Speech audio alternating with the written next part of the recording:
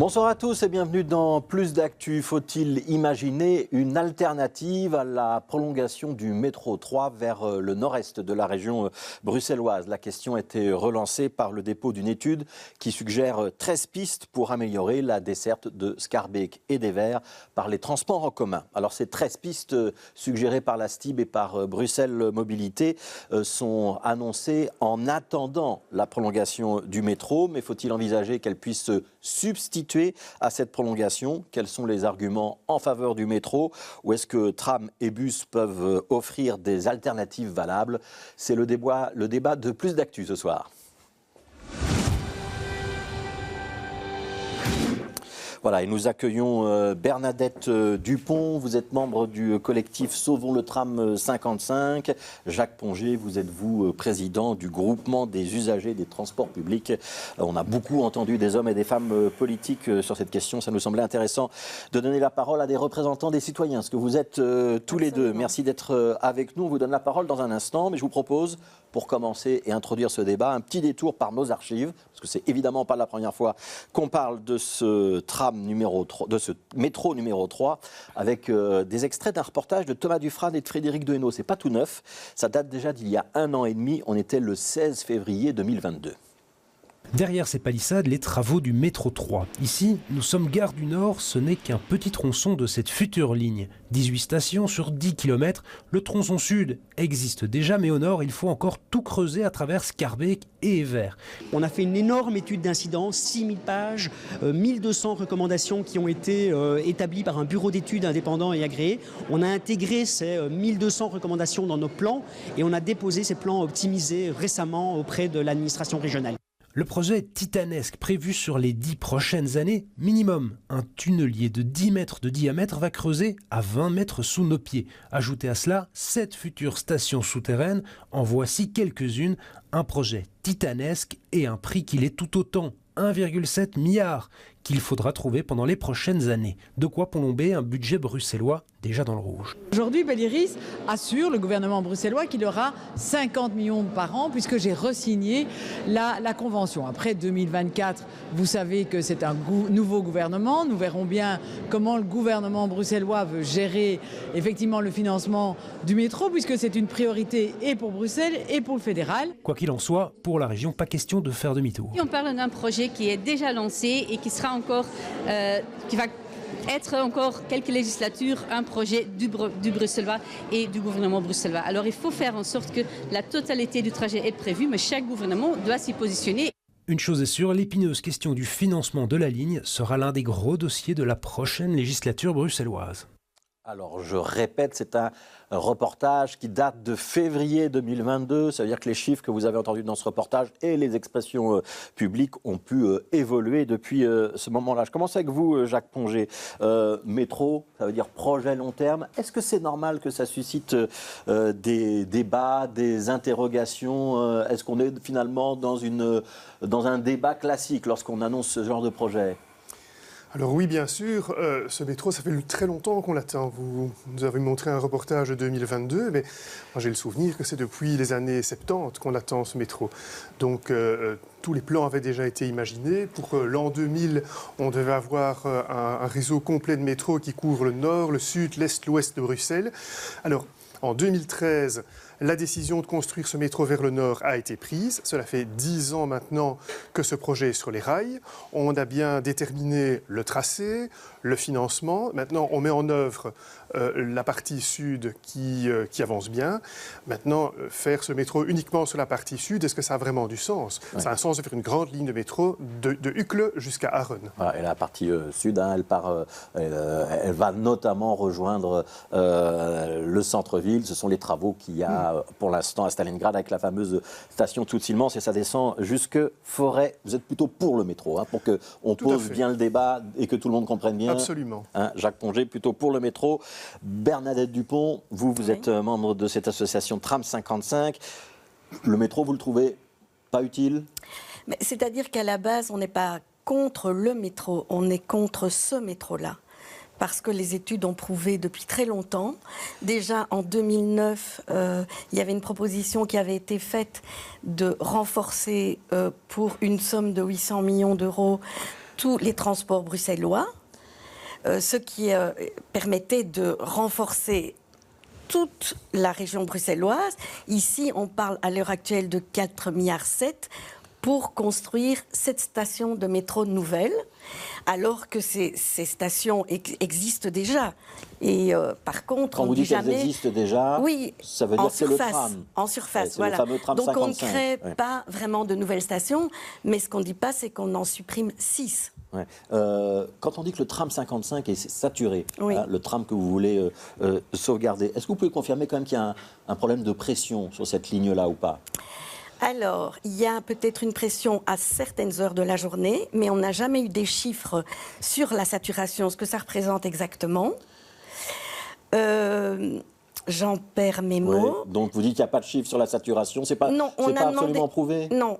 Et en plus, on sait que des améliorations sont possibles. Il y a des études qui sont faites depuis aussi très longtemps pour qu'on étudie les alternatives. Il y a des alternatives possibles.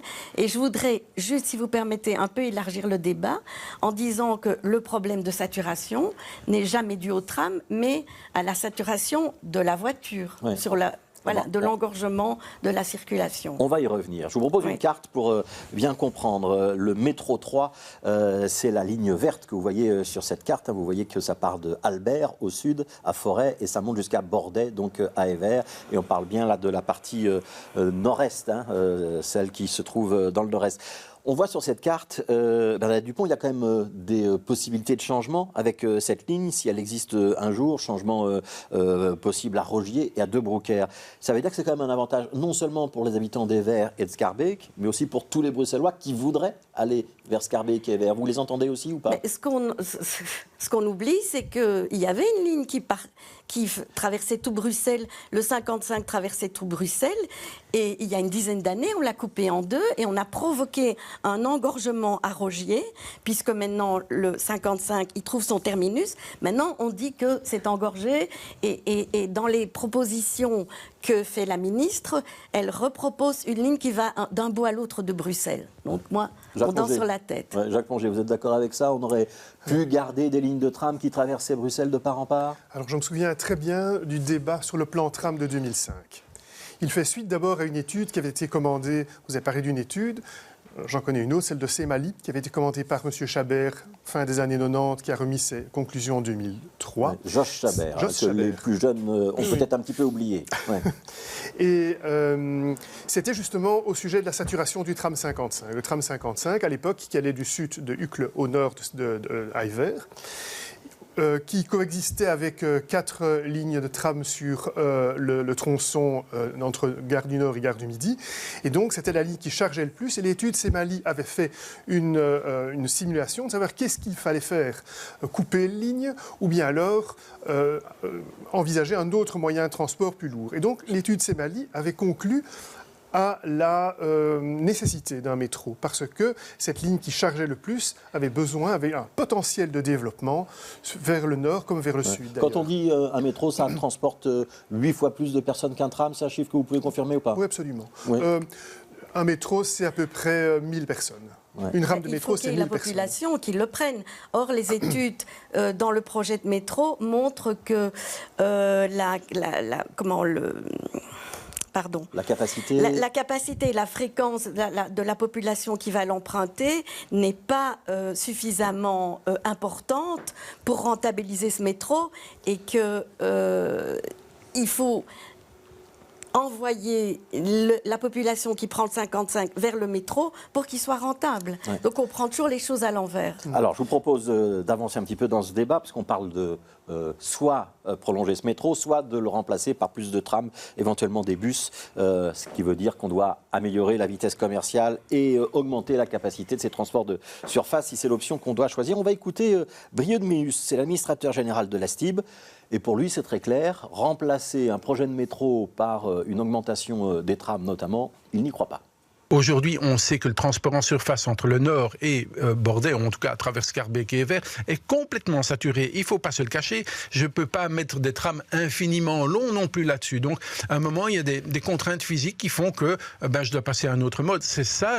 C'est pas parce qu'on a envie de mettre du métro, parce que c'est notre plaisir de mettre du métro, mais le transport public est saturé là, donc je dois passer à un autre mode et donc passer à un métro lourd. Mettre plus de trams, c'est pas possible. Non. Pensez ne fût-ce qu'à la cage aux ours, ne fût-ce que cet endroit-là. Il n'y a pas moyen de mettre un tram de plus à la cage aux ours. Je vous vois sourire. Brieux de Méhus ne connaît pas son boulot? Si, bien sûr, mais il y a une obstination à construire ce métro qui est un peu incompréhensible pour nous. Il y a une espèce de volonté de détruire à tout prix le transport en surface dans le nord de Bruxelles, alors que la STIP fait plein d'améliorations partout en surface, des nouveaux trams, des fréquences, des nouveaux bus. Mais je ne sais pas pourquoi, dans le nord de Bruxelles, il faut quand même savoir que on n'a jamais prétendu mettre le tram 55 en site propre. Oui, mais peut-être parce que ça pose trop de problèmes de circulation. Quand on parle de la cage aux ours, voilà. Notamment, ça voudrait dire qu'on y retire le trafic automobile, c'est ça que vous souhaiteriez? Le retirer, je ne dis pas, mais la place de la voiture dans la ville, à l'heure actuelle, est beaucoup trop importante. Et je pense qu'on s'est tellement habitué, c'est dans nos gènes, de trouver ça naturel, que la voiture prenne toute cette place dans l'espace public. Il faut redistribuer l'espace public pour le transport en surface, pour les piétons, pour les cyclistes. Et partager. Je n'ai pas dit qu'il faut enlever la voiture. Je vous propose une autre carte, si vous voulez bien. C'est une des hypothèses dans ces fameuses 13 pistes qui ont été mises sur la table. C'est l'idée de proposer une autre ligne de tram parallèle au 55, une ligne de tram qui passerait cette fois-ci par la chaussée d'Axe. Ça, c'est une bonne idée? Mais ce n'est pas une mauvaise idée, c'est la plus longue. Par contre, un bus qui passerait, qui doublerait le trajet du 55, moi, ça me semble pas mal, parce qu'il pourrait passer justement par le Square Riga et l'avenue de Mulder, donc on met par des exemple. Trams, si possible en site propre le plus souvent possible, et des bus en plus. Et là, on n'a plus besoin de métro. 60% des Bruxellois n'ont pas de voiture. Donc, je pense quand même qu'il faut penser à eux et qu'on peut redistribuer l'espace. Voilà. Jacques Pongé, est-ce que vous êtes d'abord d'accord sur le constat? Si on veut plus de transports en commun en surface, ça veut dire qu'on doit retirer de la place pour la voiture, voire, dans certains quartiers, la supprimer. C'est ça l'équation? Moi, je ne crois pas. Moi, je crois que c'est du dogme. C'est très clairement du dogme. Je crois qu'il faut pouvoir laisser coexister la voiture. On aura toujours besoin de la voiture, on aura toujours besoin des véhicules individuels. Moi, je pense qu'il faut mettre la place des transports en commun, lui donner toute sa place, effectivement. Le métro n'est pas que seulement une solution pour un transport en commun qui, comme le dit Brieux de Méhus, est saturé. Je pense qu'il y a tout un potentiel de développement d'un quartier dans le nord de Bruxelles. Evere, Schaerbeek, Aren, ce sont des quartiers qui sont en développement. Regardez, quand on a construit le métro du côté d'Erasme, on a toute une nouvelle ville qui éclot à cet endroit-là. Donc il y a vraiment un potentiel de développement. Donc ça veut dire que si on fait le métro, on aide l'essor de ces quartiers. On sait qu'il y a des programmes de logement qui sont prévus dans ces quartiers. Absolument. Près Josaphat ou ailleurs.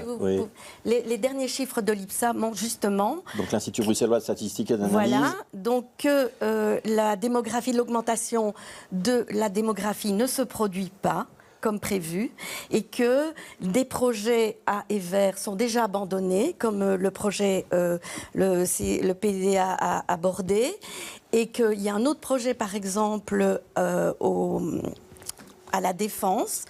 Et il faut savoir que si on construit des logements là-bas, ça veut dire que les gens vont habiter au décollage des avions. Donc tout ça n'a pas de sens. Ouais. Alors, je vous propose un dernier témoignage pour ce soir. On va entendre Marion Alessian, c'est la directrice de l'ARO, l'atelier de recherche et d'action urbaine. Et pour elle, ces travaux de prolongement du métro, on ne doit surtout pas les poursuivre.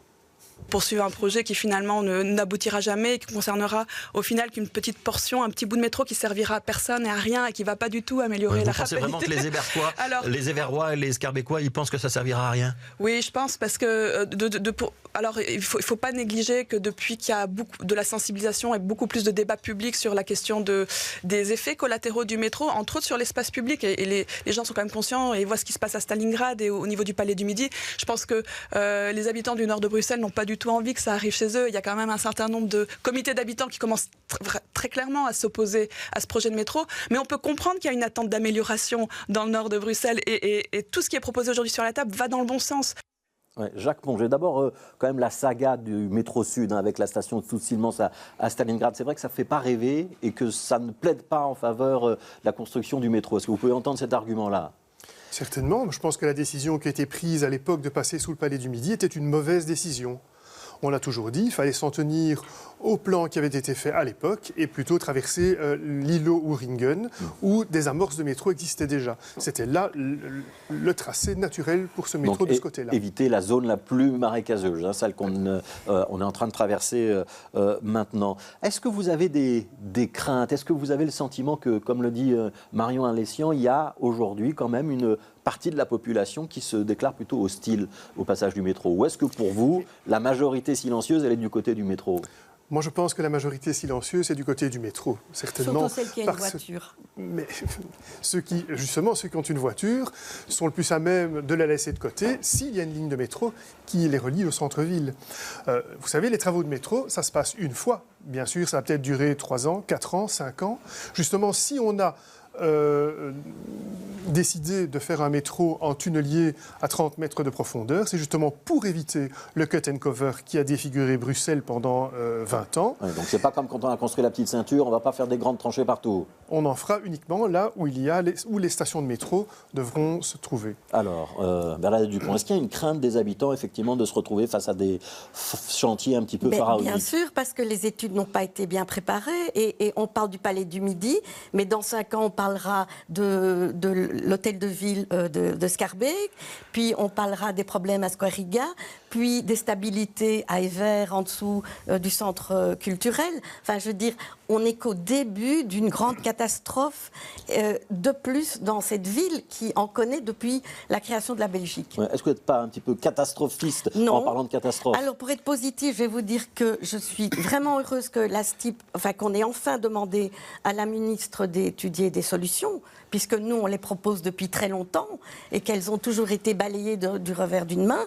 Donc ça, je soutiens vraiment cette initiative et j'espère qu'on va aussi un peu consulter les associations et les habitants pour aider à trouver des solutions constructives. Moi, je pensais par exemple, je ne sais pas, mais mettre la chaussée d'Elmet en sens unique, par exemple, mettre le trajet du tram comme les voies de vélo où on ne peut pas dépasser avec des lignes.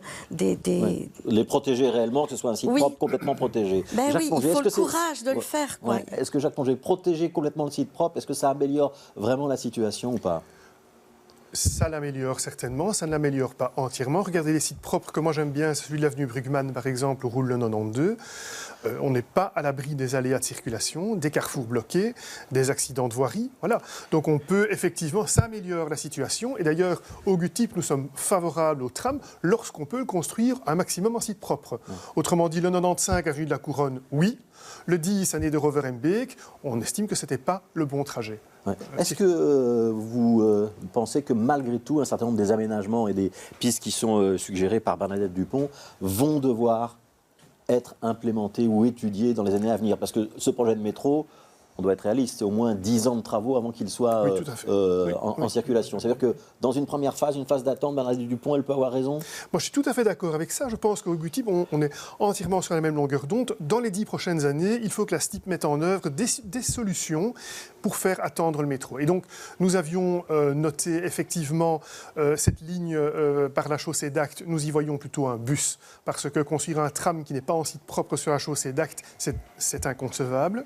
Mais un bus qui peut, par exemple, dédoubler le 65-66 sur la chaussée d'Acte et puis se prolonger sur la chaussée d'Acte jusqu'à Arronnes, c'est une très bonne idée.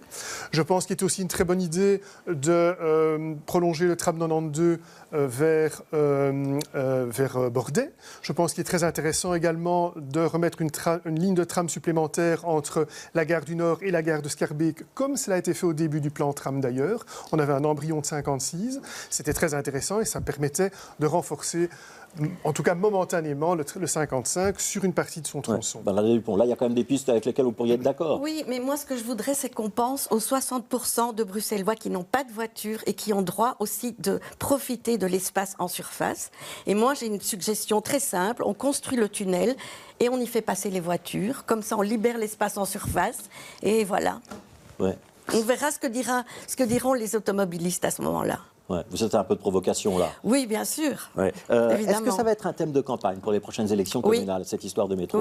Oui. Je l'ai entendu. Oui. Est-ce qu'à Scarbeck et Evere, vous nous annoncez qu'il y a déjà une mobilisation sur ces questions? Il y a votre comité Sauvons le tram 55. Est-ce qu'il y a d'autres comités de quartier qui commencent à s'agiter? C'est très difficile parce que Evere et Aachen ont très très peu d'informations. Il faut dire que il y a une campagne de désinformation qui existe depuis très longtemps au sujet, donc qui diabolise le tram 55 en faveur de ce métro et que les gens ne sont pas informés. Et nous, on a créé Save Tram 55 justement pour ça, pour combattre cette désinformation et montrer notre opposition au métro à partir du sauvetage du tram 55. Ouais. Est-ce qu'il y a suffisamment de concertation? Jacques Ponget, il y a des enquêtes publiques. Est-ce que vous avez le sentiment que ceux qui s'opposent au projet de prolongement du métro ou ceux qui sont pour sont entendus ou pas? Ou c'est la limite de notre système? Je crois que c'est la limite de notre système. Je ne pense. On donne la vie aux gens. On donne de plus en plus la vie aux gens. Regardez Good Move, par exemple. Il est parti d'une consultation citoyenne. C'était très intéressant. Le plan Good Move, sur le plan théorique, était très bien bâti. Mais c'est l'application. C'est le fait d'imposer aux gens, ou plutôt d'interdire aux gens de circuler en voiture sur certains axes, qui a mis le feu aux poudres. Moi, je pense qu'il y avait véritablement un problème. On n'impose pas, je veux dire, la disparition de la voiture, comme la ministre a essayé de le faire jusqu'à présent. On ne parle pas de disparition de la voiture, on parle juste d'un partage équitable. Il faut passer par des solutions de transport partagé, quel qu'il soit, autant la voiture que les transports en commun. Et il y a un aspect qui n'apparaît pas du tout. J'entends la ministre, j'entends les 13 propositions. Il n'est jamais question d'écologie ni de réchauffement climatique. Et à ce niveau-là, on est nulle part, quoi. On a des efforts à faire monstrueux. Et ça passe par une diminution du nombre de voitures, c'est tout. On n'a pas d'autre solution. Allez, on va en rester là pour ce soir. Faut-il prolonger ou pas prolonger le métro 3? On n'a pas la réponse, mais on a entendu des arguments pour et des arguments contre. Merci Bernadette Dupont pour Sauvons le tram 55 et Jacques Ponget pour le groupement des usagers des transports en public. Demain, on parlera des restaurants et des difficultés économiques que traverse le secteur horeca en région bruxelloise, mais aussi ailleurs. Comment faire en sorte que les restaurants restent rentables sans décourager les clients avec des prix exorbitants. On en débattra avec Georges Athanassopoulos du restaurant Maloma qui vient d'être distingué par le guide Goemio et Marie Mikils, administratrice du groupe Restauration Nouvelle qui détient par exemple la brasserie des Étangs Mellards. Et puis notre matinale évidemment pour être bien informé demain à partir de 7h. Continuez à être fidèles à BX1 et à demain.